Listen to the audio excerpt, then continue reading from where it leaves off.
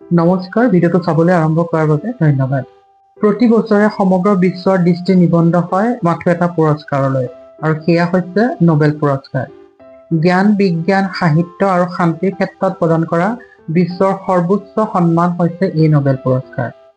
আজিৰ এই ভিডিঅ'টোত নোবেল বঁটাৰ ইতিহাস আৰু এই বঁটাৰ লগত সম্বন্ধ থকা কিছুমান তথ্য আলোচনা কৰোঁ আহক। নোবেল বঁটাৰ আৰম্ভণি হৈছিল ছুইডেনৰ বিখ্যাত বিজ্ঞানী আৰু উদ্যোগপতি ছাৰ আলফ্ৰেড নোবেলৰ ইচ্ছাপত্ৰ অনুসৰি।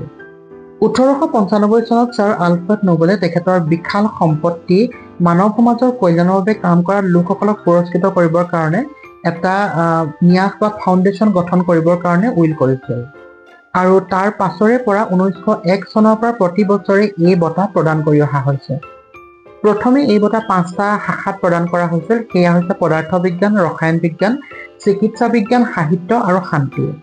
আৰু পাছলৈ 1968 চনত অৰ্থনীতি বিজ্ঞানৰ বঁটাও ইয়াত যোগ কৰা হয়। ইয়াৰে কেৱল শান্তি নোবেল বঁটা নৰৱেৰ অস্লোত প্ৰদান কৰা হয়, আৰু বাকী পুৰস্কাৰসমূহ প্ৰত্যেক বছৰে ছুইডেনৰ ষ্টকহোমত 10 ডিচেম্বৰ তাৰিখে আলফ্ৰেড নোবেলৰ মৃত্যু দিৱসৰ দিনা প্ৰদান কৰা হয়। এই বঁটা এটা সোণৰ পদক, এখন চাৰ্টিফিকেট আৰু বৃহৎ পৰিমাণৰ ধনৰাশিৰে গঠিত। নোবেল বঁটাৰ ইতিহাসত ভাৰতৰ অৱদানো কিন্তু কোনোপধ্যেই কম নহয়। ভাৰতমূলকৰ কেইবাগৰাকীও ব্যক্তিয়ে বিশ্বৰ এই সৰ্বোচ্চ সন্মান লাভ কৰি দেশলৈ গৌৰৱ কঢ়িয়াই আনিবলৈ সক্ষম হৈছে।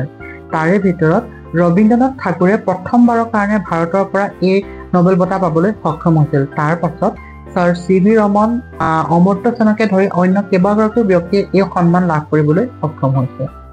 নোবেল বঁটা বিজয়ী এই মহান ব্যক্তিসকলক আমাৰ শ্ৰদ্ধা জ্ঞাপন কৰিছোঁ।